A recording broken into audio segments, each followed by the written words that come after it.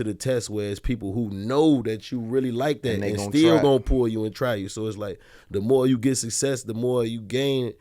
You gotta damn near feel like I said earlier, like you don't let nobody make you feel like you gotta prove yourself. Yeah. Like just be comfortable in your skin and sleep at night knowing you made it out that shit and you just gonna do whatever it is necessary to protect you and your life and your family if it come to that. Don't ever.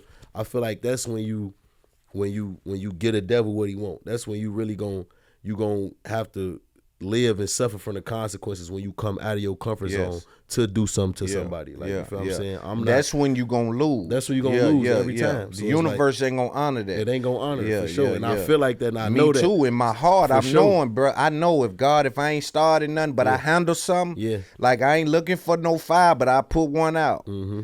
Like if I just happen to bump into a fire now, I still know where a fire extinguisher. Exactly, no, for sure. Yeah, but I ain't searching for searching to go put the fire out. Nah, man, we trying to really, really elevate the culture and push everything forward, bro. Yeah. But I want to talk about the mentality coming from Chiraq. Think about that. Even the name they gave it.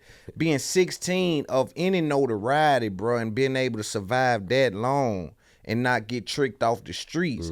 Also, I tell the youngsters, I thought it was just a rapper problem, but they even doing it to content creators where even if you are someone that comes from the inner city, they try to get you to defend your old self. Like, nah, he wasn't really, you know what I'm saying? Nah, that nigga, he wasn't really, like, you gonna come out and say, man, I got 4, 5 hats. What y'all boys got going? They trying to get you to crash out, man. It's like, when it comes to shit like that, bro, it ain't no statute of limitation on that shit. You can't talk like that. You can't talk Why like y'all that. even supposed to be street guys that's even trying to pull me into defending some that ain't even welcoming that energy? Because now it's like, if don't nobody really know for real, the not knowing is that's the key. That's the most powerful shit to have. Because now when everybody think you like that, you gonna welcome that energy and somebody still gonna try you. Just to try you. Like, I'm gonna see, because it's real live people who really just want to get a name out here. That really will try you just to see if you gonna respond a certain way. You feel me? So it's like, I pray every day that my energy is always welcoming in a positive way. And positive, like, exactly. Like, vibrating high. I don't want to welcome that type of negativity and shit because I know what I'm going to do, bro. And I'm glad you always speak about that, though. You always speak about being positive. You speak about, I'm trying not to even go that route. Like, you speak about trauma, and like, you one of the more vocal young artists, bro. All these other dudes, they just frowning at the camera and on drugs, and they just, you say, man, is he gonna kill the executive? Yeah. You know what I mean? He look like bullshit, bro. You know what I mean? You are very welcoming, and people know you come from it.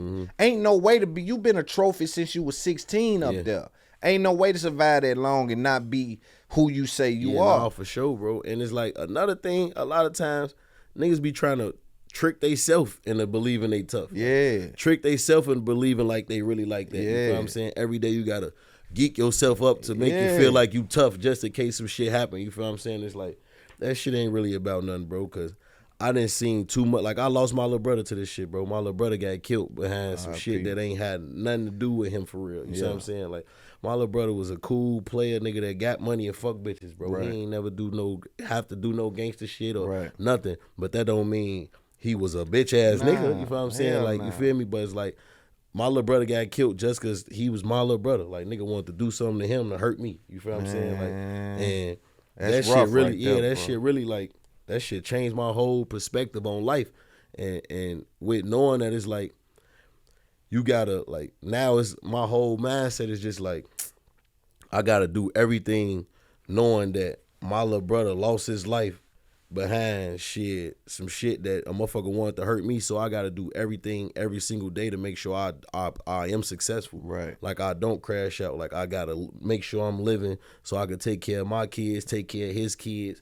You feel me? Take care of our grandma, shit like that when the time is right. Like, I want to be able to live my whole life knowing that I done set my family up for generational wealth. You feel what I'm saying? To do some real shit. Like, every time, that's all I think about, you know? And my grandma told me that, like, man, when she seen me, like, staring off in the other way, she like, nigga, you better not have this nigga, he ain't lose his life for nothing. Right. Like, Yeah, we don't all fumble. counting on you now. Yeah, you don't you feel fumble this. Like, don't fumble. Like, you gotta make Yeah. sure that you doing everything the right way now because somebody lost their life behind this shit. Man, like, that's in a so way, deep. like, for me. Yeah. It's kind of like, so that's what deep, it seemed bro. like.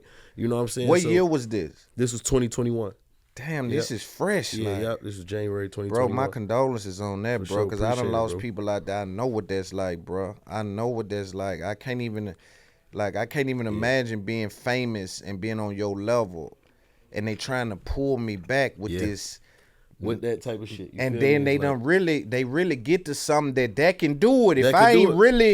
If I don't get myself together, for sure, that right there can do it. You know what I'm saying? You off the edge, bro. And it's like, I really like, I ain't gonna lie, like, another thing is just like knowing that's like, all right, bet this really my purpose. Like, I gotta live in my purpose. I can't do nothing else. Nah. And if I think of do something else, I'm gonna lose it. You feel me? So it's like, and it was one, like, the last conversation that I had with my little brother, the day he got murdered. He got killed at probably like 11 a.m. or some shit like that, 12. We was talking at 5 a.m.